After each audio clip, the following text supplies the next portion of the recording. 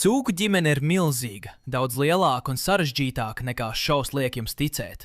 20 gadus mēs esam skatījušies uz vienu un to pašu 4 cilvēku ģimeni, bet tiklīdz sākat iedziļināties viņu cilts saknēs, jūs saprotat, ka Pepas ģimene ir daudz lielāka nekā jūs domājat. Šodien mēs atveram oficiālo cūku ģimenes lietu. Mēs izsekojam cilts līniju no spocīgajiem senčiem pagātnē līdz pavisam jaunajiem ģimenes locekļiem tagadnē. Šis ir pilns cūku dzimtas koka pārskats, un dažas no šīm saiknēm liks jums pārdomāt visu, ko jūs domājāt, ka zināt par Pepas pasauli. Mums jāsāk ar visnoslēpumaināko ģimenes locekli – cūku, kuras vārds tika izrunāts tikai pavisam nesen – Lielā tante Evija. Ja domājāt, ka zināt visus radiniekus, šī ir tā, kas mainīs jūsu domas.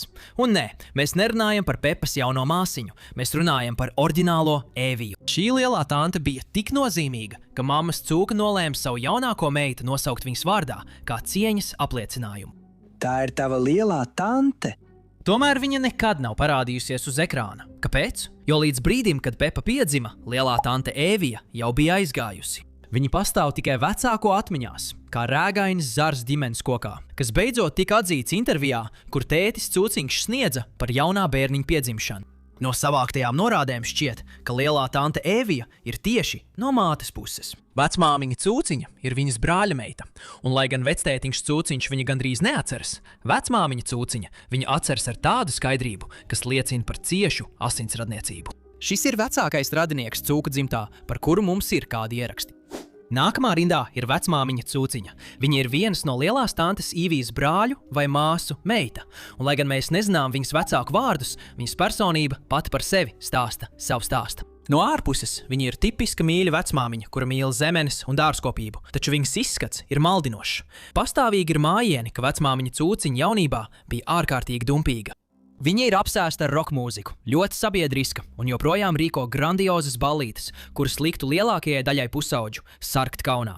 Viņa pat ir nodevusi savus noslēpumus Pepai, iemācot viņai, kā pašai izgatavot savas smaržas. Taču viņas interesantākā īpašība ir viņas vistu kolekcija – Sāra, Vanesa un Džemima. Viņi izturās pret tām kā pret karaliskām personām, taču, kā redzēsim, ne visi mājā dalās viņas mīlestībā pret šiem pagalma iemītniekiem. Vectētiņš Cūka ir tas, kurš pastāvīgi konfliktē ar vistām. Galvenokārt tāpēc, ka tās viņa godalgotos dārzeņus uzskata par bufeti. Viņš pat aiziet tik tālu, ka pārsauc tās par Tomu, Diku un Hariju, tikai lai kaitinātu savu sievu. Taču vectētiņš Cūka nav tikai īgans dārznieks. Viņš ir vīrs ar bagātu jūrniecības pieredzi. Viņš ir pensionēts jūrnieks, kurš reti kad noņem savu jūrnieka cepuri, kas pastāvīgi atgādina par labajiem vecajiem laikiem, kad viņš kuģoja. Viņa sacensība ar vectētiņu Suņeku ir leģendāra, draudzīga, bet sīva sacensība starp diviem veciem jūrniekiem. Savos jaunības gados vectētiņš Cūciņš bija arī īsts motociklists. Viņš un vecmāmiņa Cūciņa brauc pa laukiem ādas jakās ar motociklu. Šī ģimene nevienmēr bija tikai par klusiem pakalniem un dubļainām peļķēm. Tā bija rokeru un dumpinieku ģimene. Runājot par dumpiniekiem, mums jāpiemina ģimenes locekle, kura vairāk nekā 10 gadus bija kā spoks – tante Dotī. Gadiem ilgi viņa bija tikai vārds uz rotaļlietu kastes, pieminēta vienreiz, 2011. gadā, un pēc tam vairs nekad netika pieminēta. Fani vairāk nekā 10 gadus prātoja, kurai dzimtes pusē viņa piederēja. Lielākā daļa pieņēma, ka viņa ir tēta Cūkas māsa, bet kad viņa beidzot parādījās pateicības dienas speciāla izlaidumā, patiesība nāca gaismā. Viņa ir mammas Cūkas sen pazudusī māsa. Tante Doti dzīvo citā valstī, un lai gan viņas sūta dāvanas, viņa ir dīvaini atsvešināta no ģimenes. Viņa nekad nebija satikusi Džordžu līdz nesenam laikam, un viņa pat nepateica savai māsai, ka lidos ciemos. Vai viņa vienkārši ir aizmāršīga? Vai arī ir kāds iemesls, kāpēc viņa tik ilgi bija prom? Tas mūs noved pie pašas mammas Cūkas. Tāpat kā viņas māte, viņa rada ļoti konkrētu tēlu, atbildīgā mājās paliekošā vecāka tēlu. Taču tas ir rūpīgi veidota fasāde. Mammas Cūkas slepenībā ir viskompetentākā persona pilsētā. Viņa ir rakstniece, interneta darbiniece un brīvprātīgā ugunsdzēsēja. Viņa ir ievērojami gudrāka par tēti Cūku, bieži atrisinot problēmas dažu sekundžu laikā, kamēr viņam tas neizdodas pat pēc stundām ilgiem mēģinājumiem. Viņa ir ģimenes balsts, taču viņa arī skaidri nodala savu profesionālo dzīvi un darbu internetā no bērniem.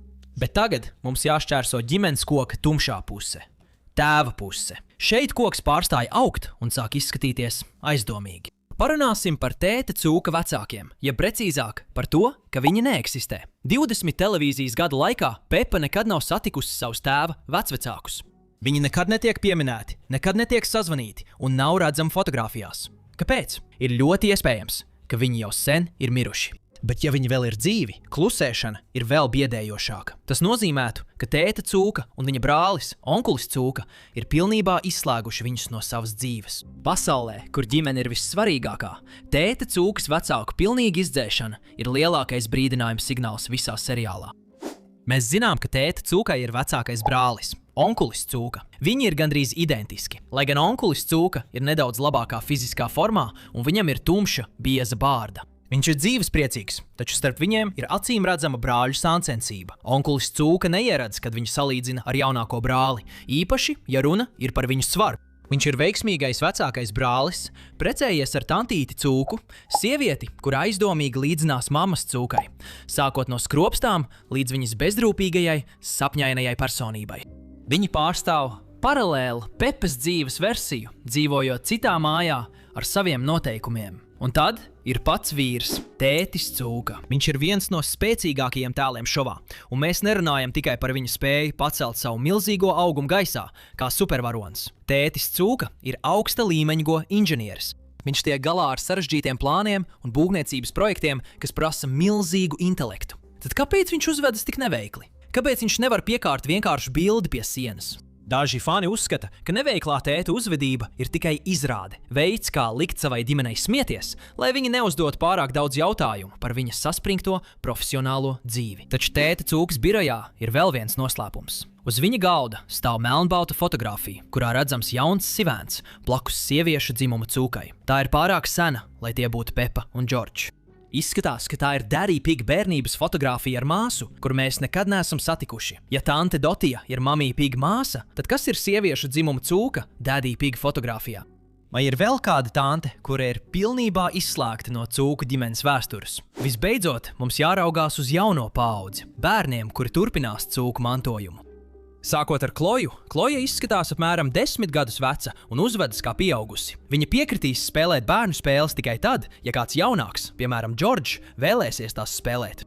Tad ir pati Pepa, 4 gadus vecā zvaigzne, kas ir enerģijas un ego virpūs. Viņa mācās būt līdere, pat ja viņai par to jāstrīdās ar visiem. Un, protams, Džordžs, 2 gadus vecais puika, kura visa vārdu krājuma centrā ir dinozauri. Vairākus gadus Džordžs bija ģimenes mazulis, izlutinātais jaunākais bērns. Bet šis tituls viņam ir oficiāli atņemts. Mazā Aleksandra un pavisam nesen arī mazās Ēvijas ierašanās ir uz visiem laikiem mainījusi ģimenes koku. Aleksandrs ir onkuļa cūka dēls, sākotnēji jaunākais ģimenes mazulis, bet mazā Ēvija, kas nosaukta par godu tai noslēpumainajai vecmāmiņai, ir lielākās pārmaiņas, kādas šovs jebkad ir pieredzējis. Viņa ir 3. bērns, izšķirošais faktors un jaunais uzmanības centrs. Viņa jau tagad izrāda rotaļīgu personību, apmainot Džordža dinozaurus pret savu apsēstību ar gumijas pīlītēm.